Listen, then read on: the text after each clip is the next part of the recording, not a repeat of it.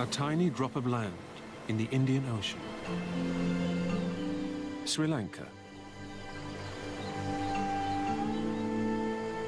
These palm-fringed shores have seduced travelers from around the globe for centuries. Drawn to its mountainous heart, where creatures found nowhere else on Earth hide amongst cloud-cloaked trees. Adventurers were enticed by tales of spices and the promise of green gold. But long before tea carpeted these hills, ancient civilizations ruled. The early Sinhalese harnessed the power of nature, transforming a wilderness into a landscape of temples and lakes, creating huge reservoirs of water to sustain life through the dry months.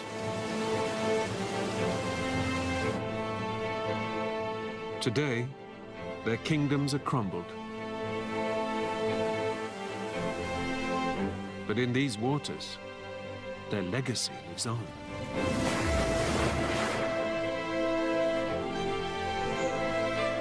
An ancient man-made land of lakes, now home to the greatest gathering of elephants anywhere in Asia.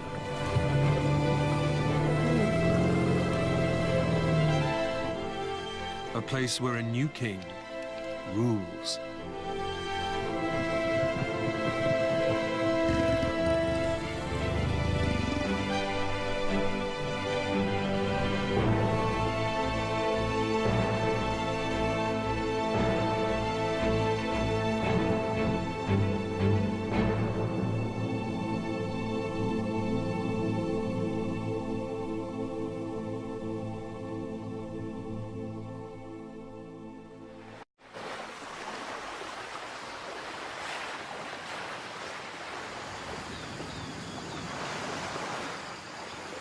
The sun rises over the southern coast of Sri Lanka.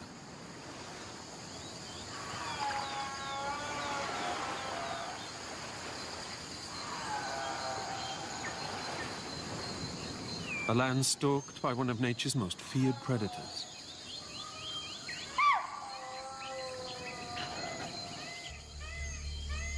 The king of these shores is a hidden hunter.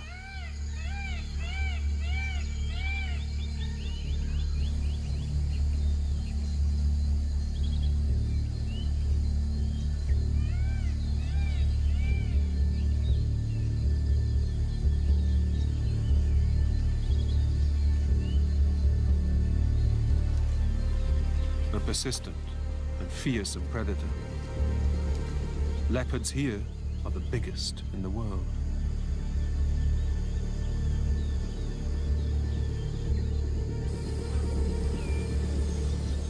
A deer carcass has been dragged high up into the trees.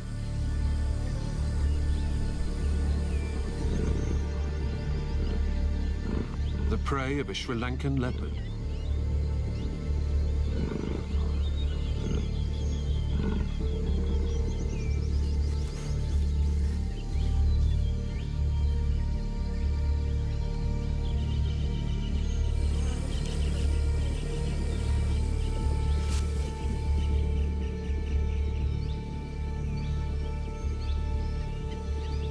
Although more than capable of carrying his own weight in freshly killed meat, he allows himself a moment to rest.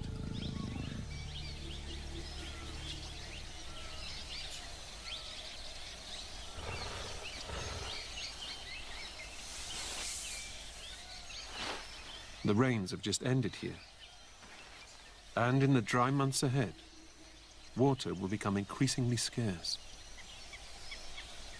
Soon, his prey will congregate around shrinking pools. He must save his energy in order to make the most of such rich pickings.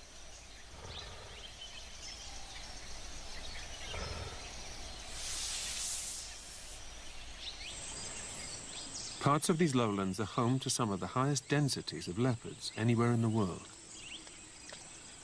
The only leopard population on Earth to have evolved as the top predator in its ecosystem.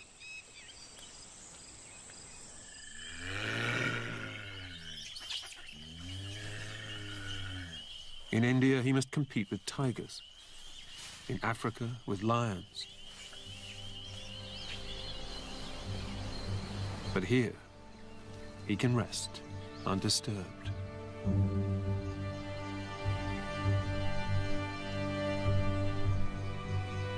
Unlike this young leopard cub,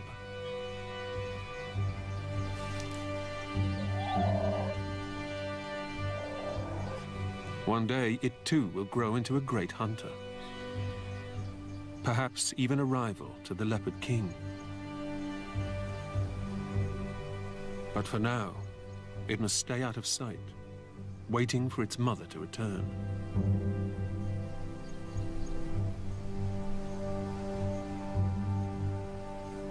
Young and defenseless, it would be an easy target for a territorial male.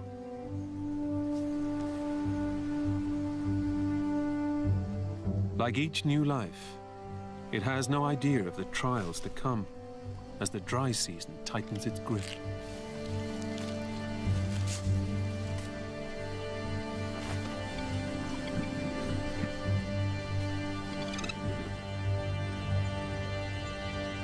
But for now, its world is one nourished by the recent rains.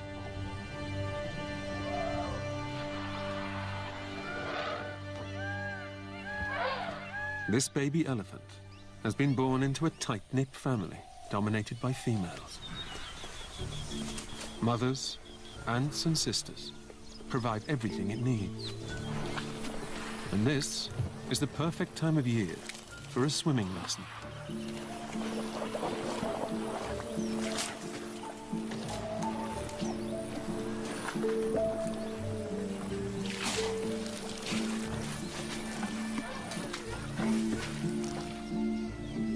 Nearby, an adult male, the largest land mammal on the continent.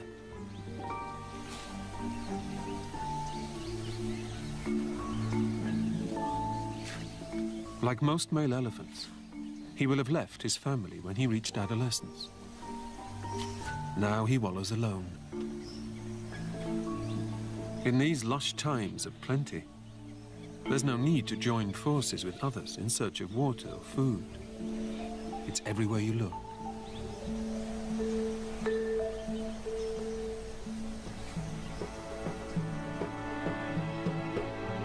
Almost 50 times smaller than India, Sri Lanka hangs from the southern tip of that great continent like a teardrop. It's a landscape like no other, where thousands of mirrored lakes breathe life into the land.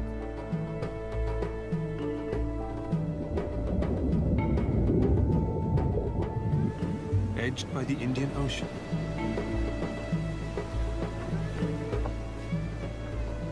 saline lagoons fringe its shores.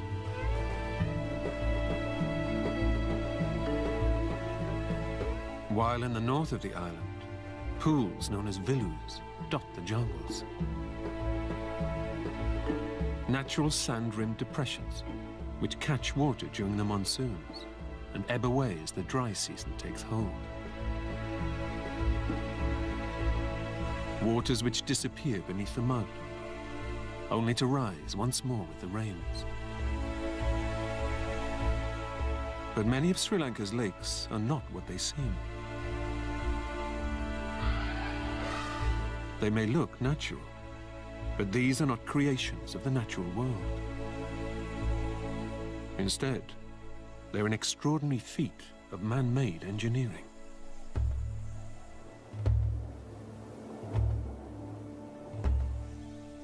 An irrigation system begun in the 4th century BC by Sri Lanka's early kings.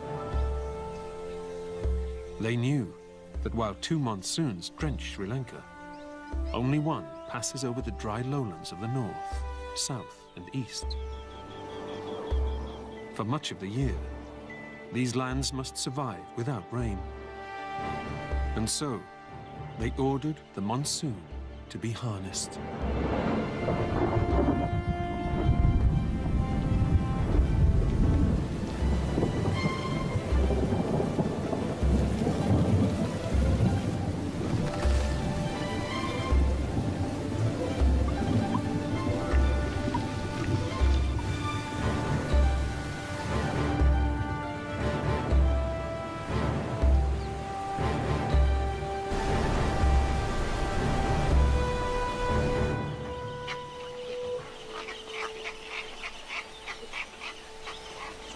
They created a network of lakes, known to the locals as tanks. One of the most complex irrigation systems in the ancient world.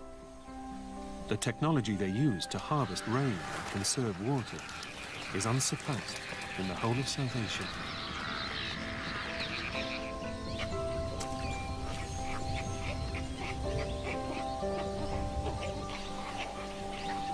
And so it was that the lowlands of Sri Lanka came to be nourished by an extraordinary collection of vilus and lagoons, waterholes and lakes. Some the work of nature, others the work of man.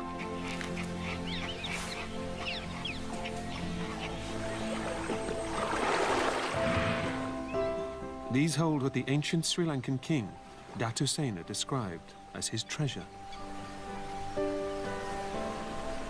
Water to nourish agriculture and the rich wildlife of Sri Lanka's lowlands.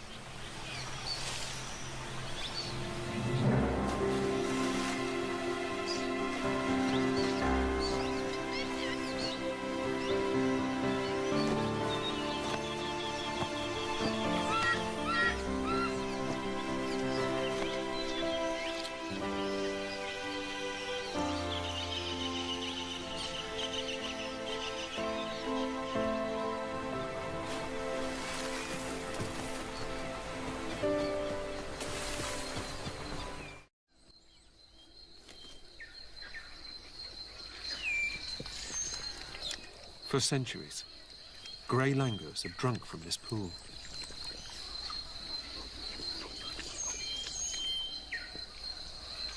Known also as the Hanuman langur, they're named for the Hindu monkey god, who, according to sacred texts, fought battles on Sri Lanka's shores.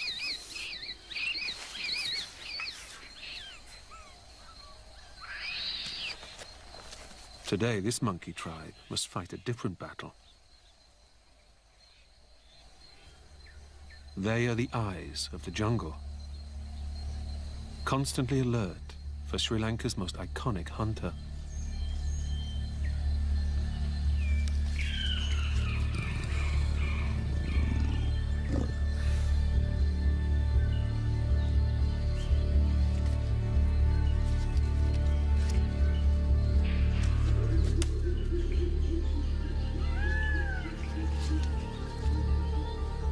Even while supper is served, sentinels keep watch.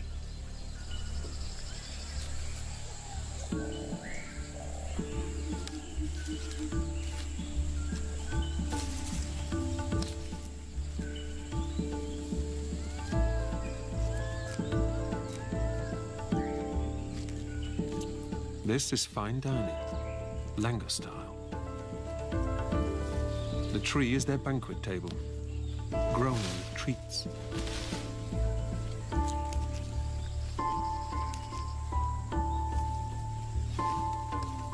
Youngsters learn about the different fruits from their parents.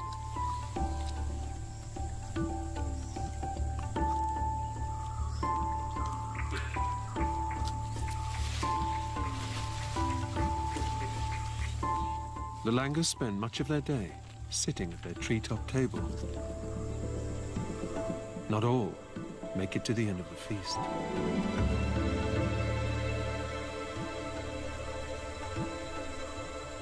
Luckily, other guests are more alert. Under the trees, waiting for scraps to fall from the overhead banquet, a herd of spotted deer. They too keep a lookout for any approaching predator.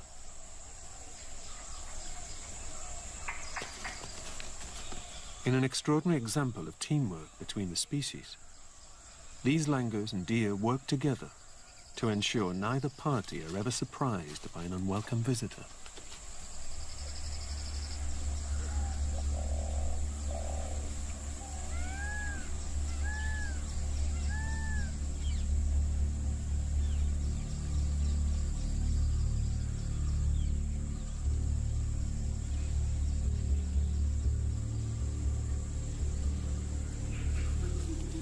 It's only by working together that the animals of the jungle can outwit this top predator. And it makes sense to have eyes and ears in high and low places.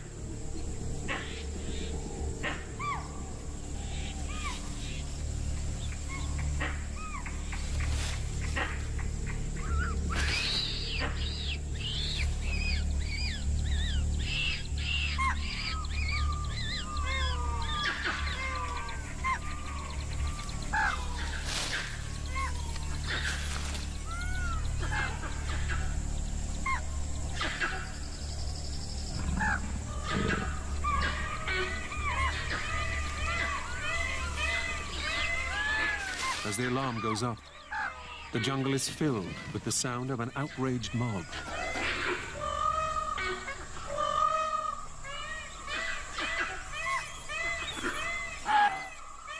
A crescendo of noise creates a very efficient form of neighborhood watch.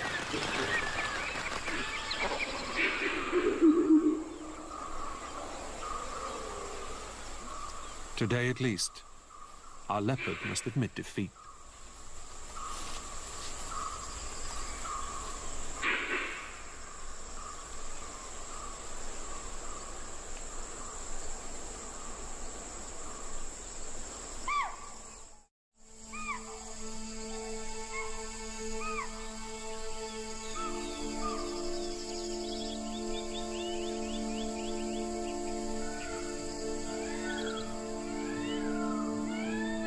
Dawn breaks over one of Sri Lanka's most iconic landmarks.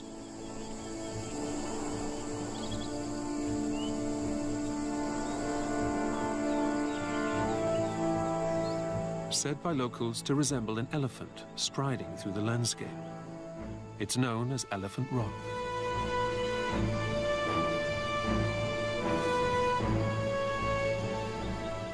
Since the days of the early Sinhalese, the elephant has been sacred. Once kept in the stables of kings, it's a creature celebrated across Sri Lanka. Its giant form lovingly remembered, even in the naming of an outcrop of rock.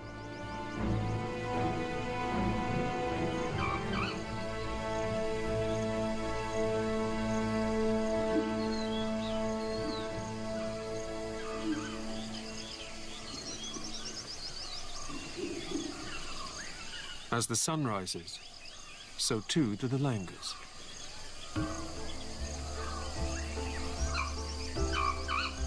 Leaving the protection of the trees, these expert climbers make light work of near vertical slopes.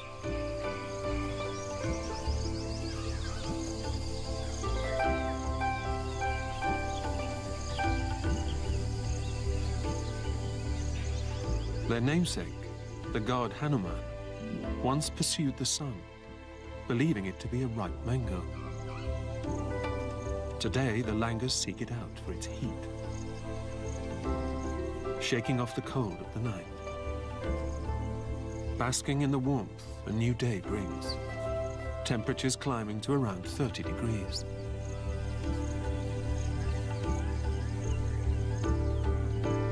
And this morning, it means they have front row seats at one of the jungle's finest aerial displays.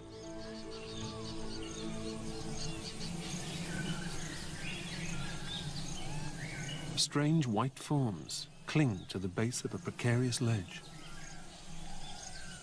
A group of beehives, rich with delicious honey.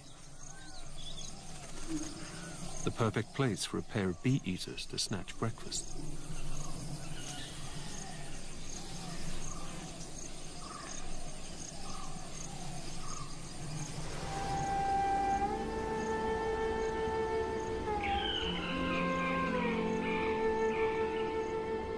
But only one species is skillful enough to reach the honey.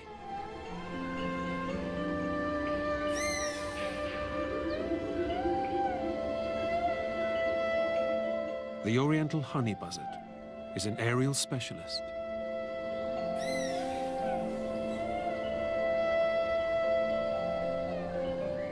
The tight overlapping feathers which cover its head provide some protection from stings. But this is not an easy prize to win.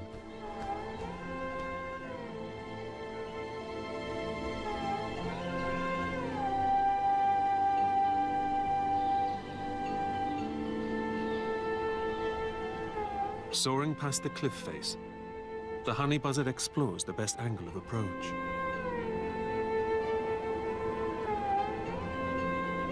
Flapping its wings to alert the bees, it entices them out before beating a tactical retreat, flying faster than the angry swarm.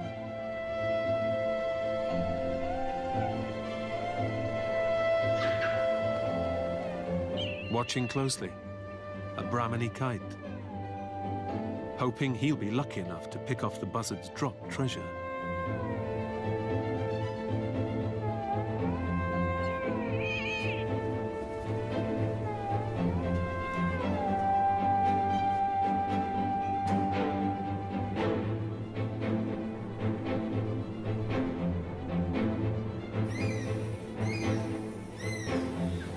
Suddenly, the honey buzzard turns, tearing back to the now undefended nest.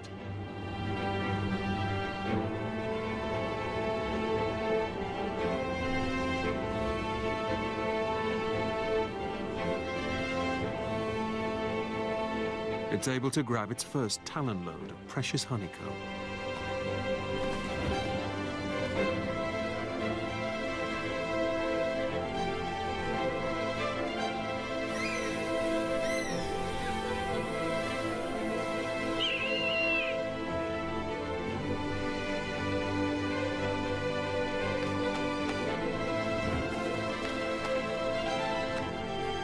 The honey buzzard's mastery of the skies provides both birds with breakfast.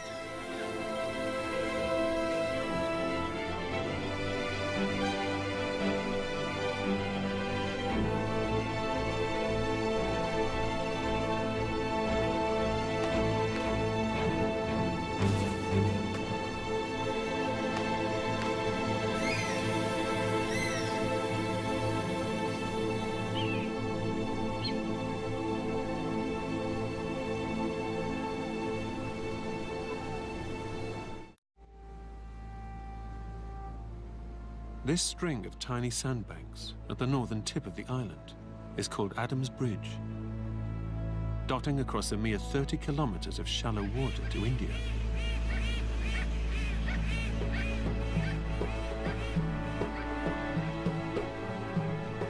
But the two pieces of land were once one. And over millions of years, Sri Lanka and India connected and disconnected.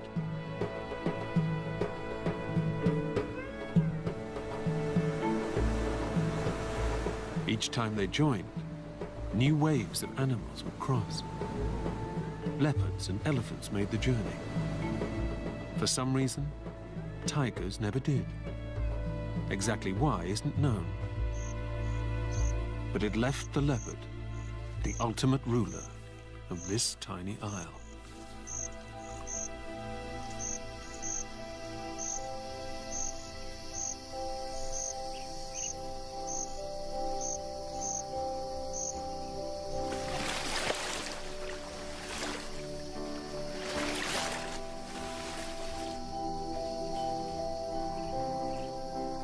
Like strange fruit hanging from the branches, fruit bats wait for the sun to go down.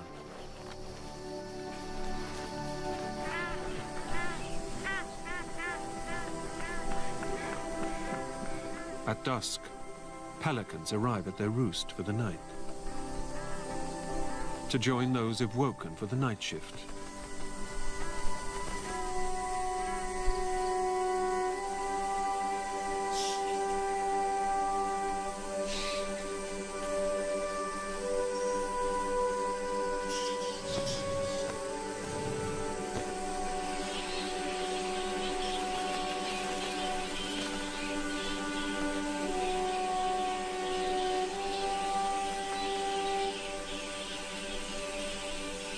Fruit bats are the largest bats in the world. Setting to work as darkness falls, they will seek out ripe fruit.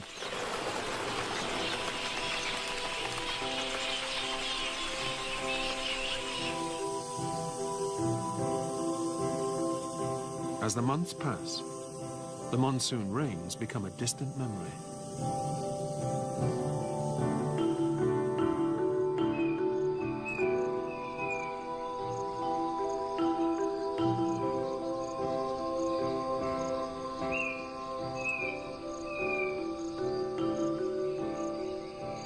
The sun burns down from a cloudless sky. The rich grass turns from green to brown. Luckily, the elephants of Sri Lanka are experts when it comes to this particular food. They have their own unique characteristics, traits belonging to no other elephant. Unlike African elephants, very few Sri Lankan elephants have tusks. Females don't have them at all, and less than 10% of males.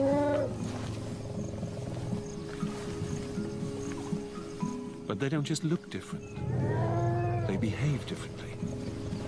And today, this calf is learning a few tricks of the Sri Lankan elephant trade.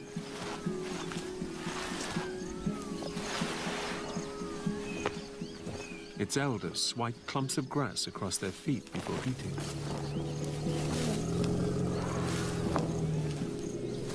Knocking off the sand and dust that cling to their roots.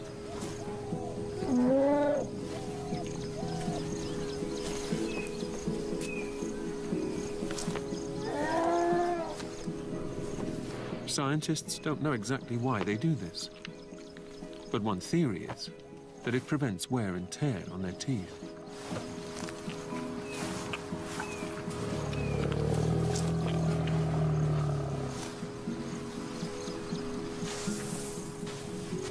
It's a piece of behavior passed on from one generation of Sri Lankan elephants to the next. A way of dealing with the lean times ahead.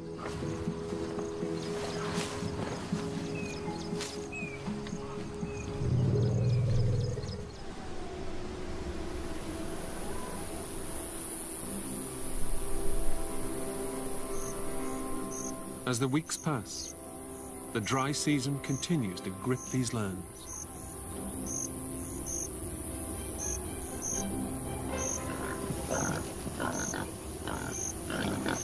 The northeast monsoon from October to January would have filled these lakes to bursting.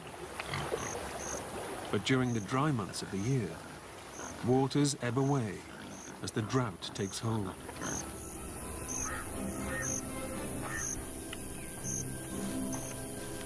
In the blistering heat of the midday sun, most creatures of the jungle retreat to the cool of the shade.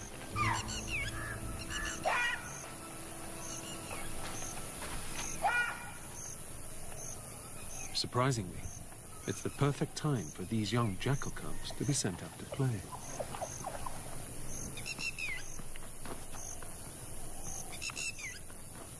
In the heat of the day, most other predators will be resting.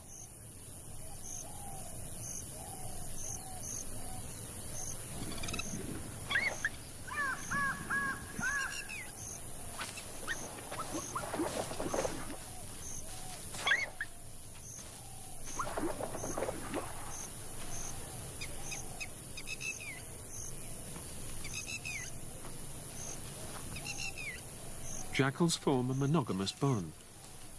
The young will have the protection of both parents for at least the first year of their lives.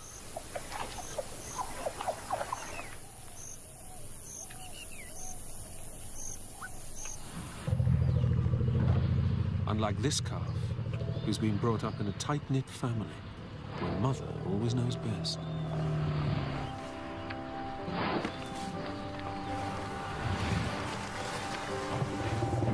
And in these arid months, her mother is wise enough to know that if she is to keep them alive, then she must lead her family in a search for fresh food and water.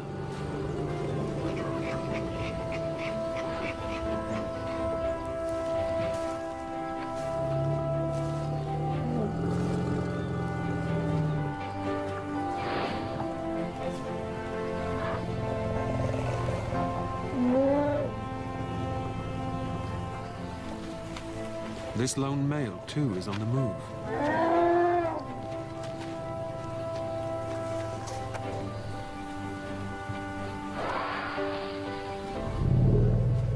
Like all the elephants in this area, he's setting off for the largest gathering of Asian elephants anywhere in the world.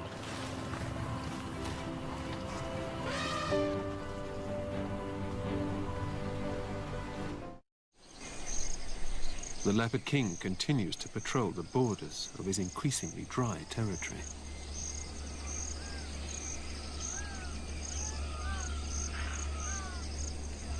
Jealously guarding a scavenged boar against other hungry mouths, he drags the carcass into the trees.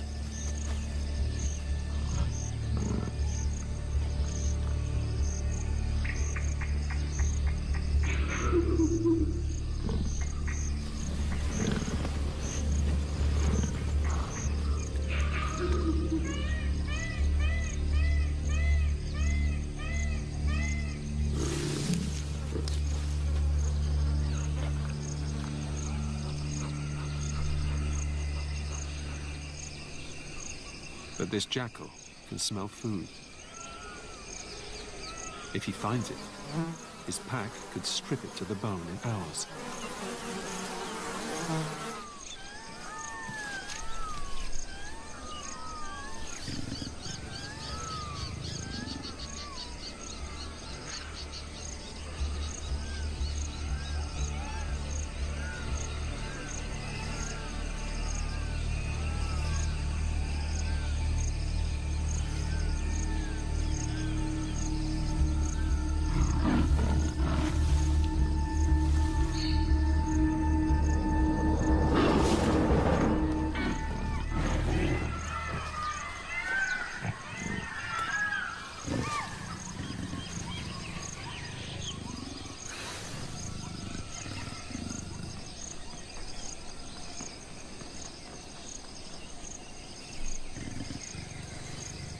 His meal defended, he returns to scavenge on what remains.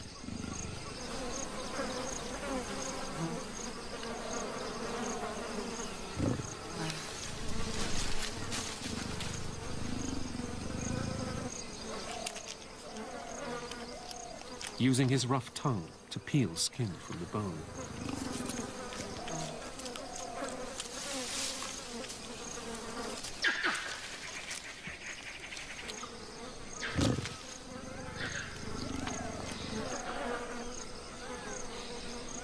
But keeping the carcass safe is a full-time job. Especially when other predators are on the prowl.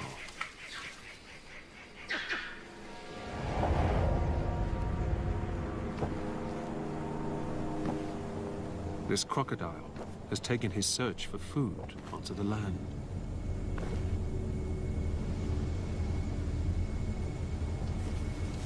Its home is the man-made lakes of the ancient kings. But during the dry season, it roams further afield for food.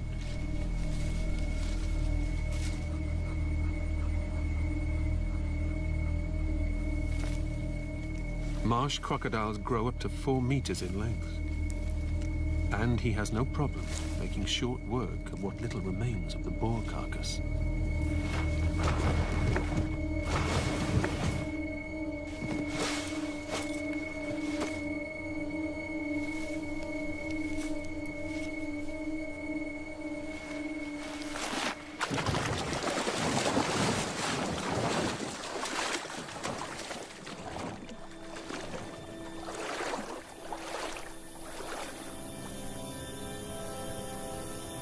As the Earth wheels round the sun, the dry season reaches its zenith.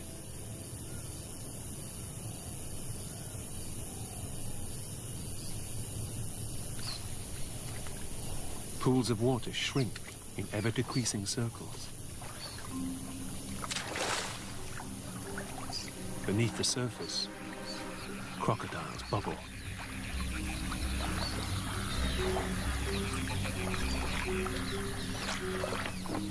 With water so scarce, buffalo and painted stork huddle together, while crocodiles snap at their feet.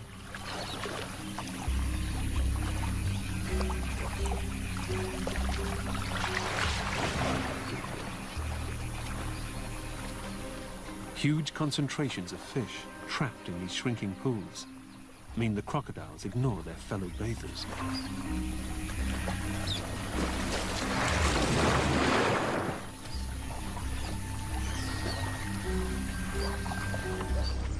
With each day that passes, the water continues to ebb away. There's nothing the animals can do but wait for the rains. Even the king of the island is forced to drink from these pathetic pools.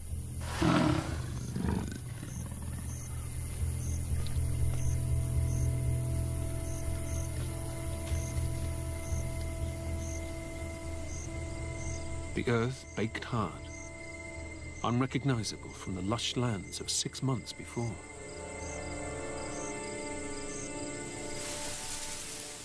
Against the dusty brown of the land, bright peacocks display their feathers in a riot of color.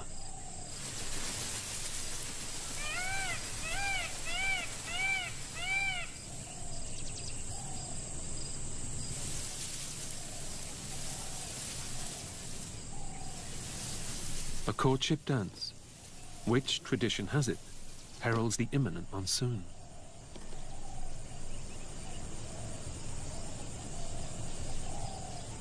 But this year, the rains are late, and the females unimpressed.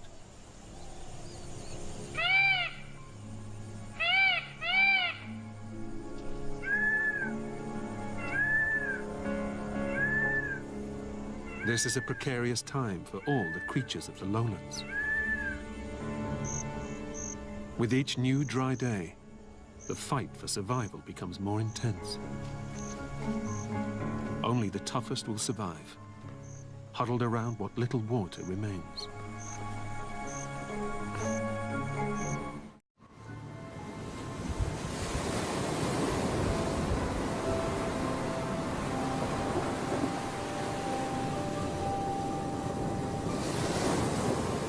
Out at sea, ominous clouds gather, teasing, hinting that the monsoon will soon come.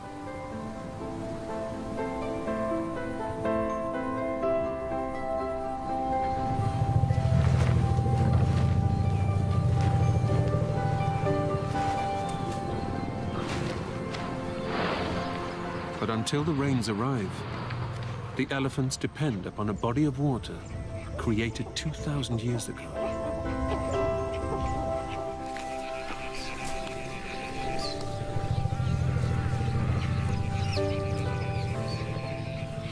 These waters were dammed by King Mahasen in the 3rd century AD.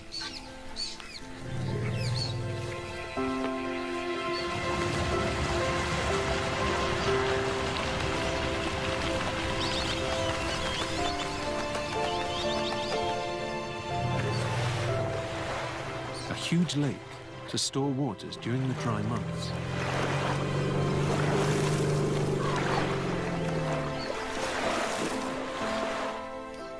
Lakes like these are lifelines for the animals of the lowlands in their fight to survive.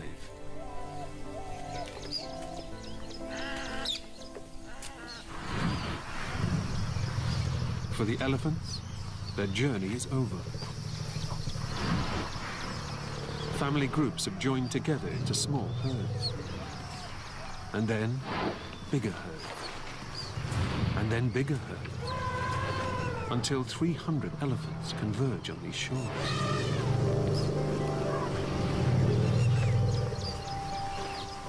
Finally reaching the center of the largest known gathering of wild Asian elephants in the world.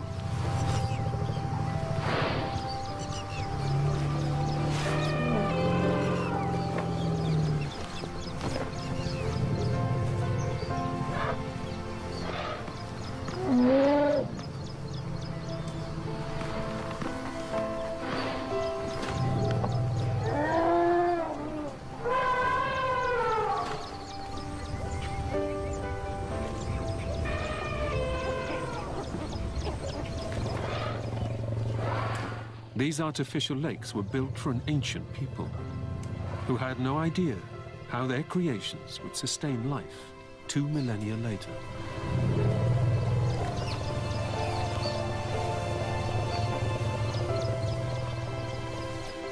But water isn't the main reason for this gathering. Because this lake, filled to bursting during the monsoon, is, like all water in these dry months, receding. And what's exposed is the reason the elephants are here. Lush, rich young grass.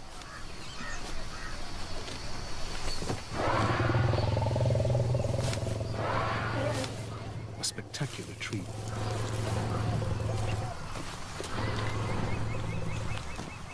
It leaves some rival males a little overexcited.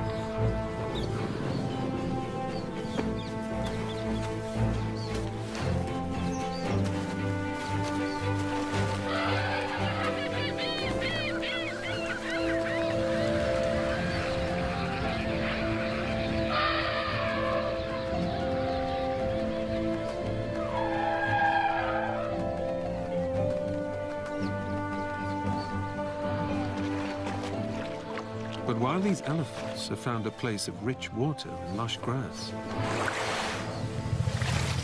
other creatures will not travel so far. Our territorial leopard king must stay to defend his kingdom. And wait for the rains to come to him. When they come, the waters of the lakes will be replenished, natural villas restocked, the man-made tanks restored, a land of lakes in which spectacular wildlife can flourish.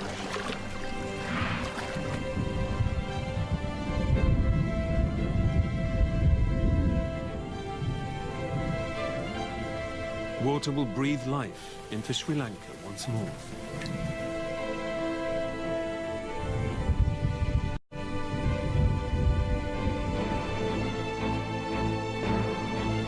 A unique landscape, created by nature, shaped by man.